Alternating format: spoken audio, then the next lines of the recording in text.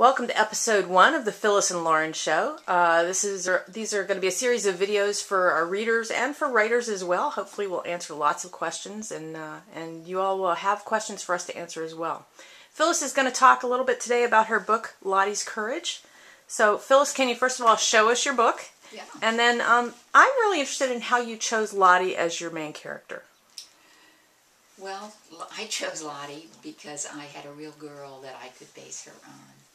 I went to my son's school when my son was in 5th grade for a speech contest, and my son, his mom being a teacher, had a really good, well-practiced speech on baseball. He won a 2nd prize, and a little African-American girl had a good speech too, and she didn't win a prize, and she cried.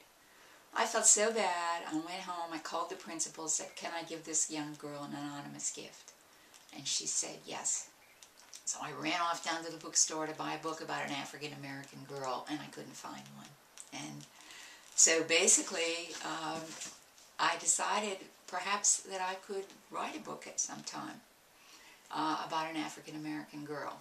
Meanwhile, I bought her a couple of books, and it all's well that ends well. She's now a college graduate. That's awesome. Yeah, I thought it was kind of a neat story. So, incidentally, this is a real girl on the cover. The artist hires a model and photographs her. And so this is a real girl that he used for the cover. Now, I see a medal on there on the front of the cover. What's that about? I am very proud of that. If you look at this, this is called the Beacon of Freedom Award, and it's a child-chosen award. And that's very special for me, because when you're an adult writing for children, you don't know if you're going to hit your mark. But in the Beacon of Freedom Award, children read 5 or 6 books, and they choose the one they like best. And so in 2004, Lottie's Courage won this award. And I think of all the things, all the accolades in my life, this is one I'm the most proud of.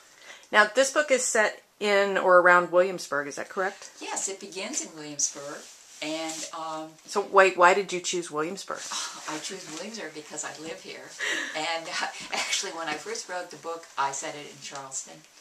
And then I said, everybody said, write what you know. And they were right. So it's very important, I think, to be in the place, or at least visit the place that you're going to be writing about. And so did you go to some of the places where you've set scenes in this book? Absolutely. I went to some of the places. I even photographed them. And if you look through the book, you'll see that I have photographs that I took. I do use both historical photographs and photographs I took. The actual story begins at the Williamsburg Courthouse, which was built in 1770, but this is where they sold slaves in the Civil War. So I think it's very important to be on site, to see the places. And Lottie escapes from slavery, and she ends up in Hampton. So I also visited Hampton and all the places down there. Well, that's great. We'll talk more about Lottie's in a future episode, because I know there's a lot more interesting things to tell about this book.